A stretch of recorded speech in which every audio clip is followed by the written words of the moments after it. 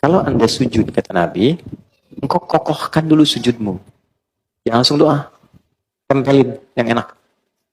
Ya, sampai nempel betul. Kening tempelin. Makanya teman-teman, tempat sujudnya kalau bisa jangan terlalu empuk. Ya. Supaya nempelnya enak. Gitu. Ya, karena itu di atas bantal nggak boleh sujud. Terlalu empuk. Sejadah coba cek kalau terlalu empuk tuh yang membuat nggak nempel, nggak ngerasa nempel tuh, ya itu kurang dianjurkan.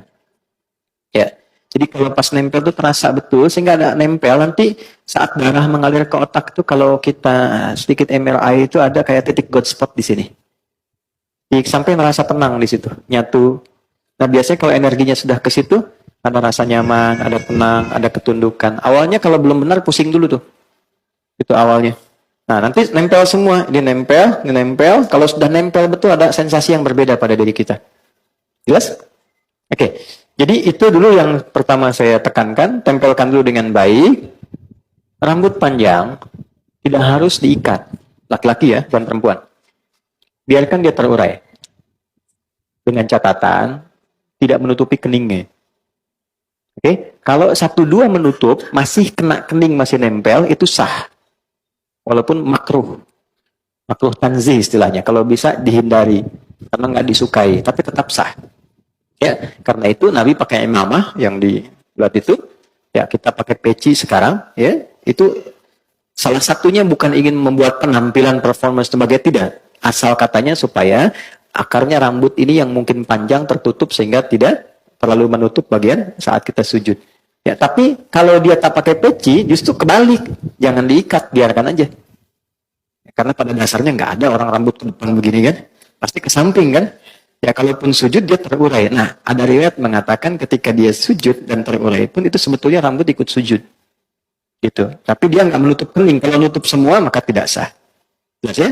Kalau masih masuk sebagian, nempel dia, walaupun terhalang 1-2, itu tetap sah dia sujudnya, walaupun sifatnya makruh.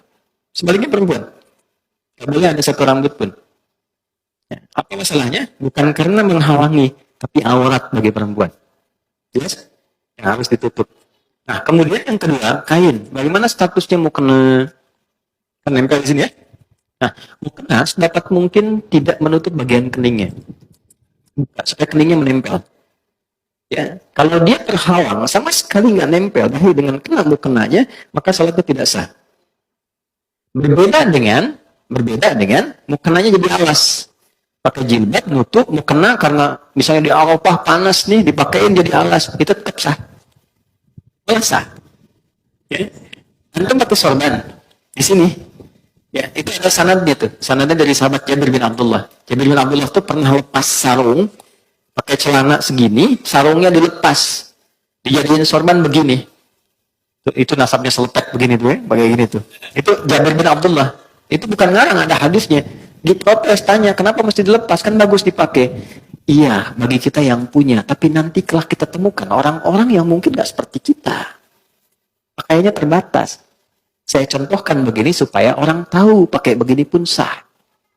Anda punya sarung, pakaian bagus. Di daerah tuh kan ada yang celananya segini, cuma pakai kaos. Dia tanya, saya sholatnya sah nggak?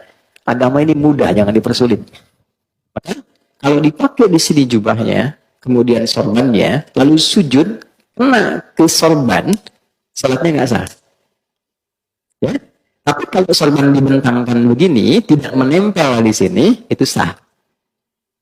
Nah, intinya, tidak ada kain tambahan yang digunakan di sini menghalangi tempat sujud. Tapi kalau dia bukan bagian di tubuh, dilepaskan begini, itu sah. Jelas ya? Contoh. Boleh nggak saya pinjam? Kasih. Nah, teman-teman contoh begini ya.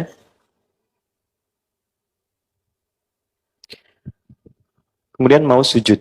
Begitu mau sujud, ini terurai ke depan. Kamera melihat ya, supaya bisa nyampe. Ini. Nah, ini kena begini. Nah, ini tidak sah salatnya. Tidak sah. Oke? Ya. Karena ini sesuatu yang ada dalam tubuh, nempel begini, ikut terbawa. Tapi kalau begini, Saya wukuf di Arafah, panas gini, dekat batu, saya gini kan supaya nggak terlalu panas. Sah. Jelas? Sekali ya. Jelas begini? Baik. Sudah sempurna sujudnya? Belum, karena belum berdoa. Baru sujud. Sekarang doanya biasanya apa? Yang kita baca?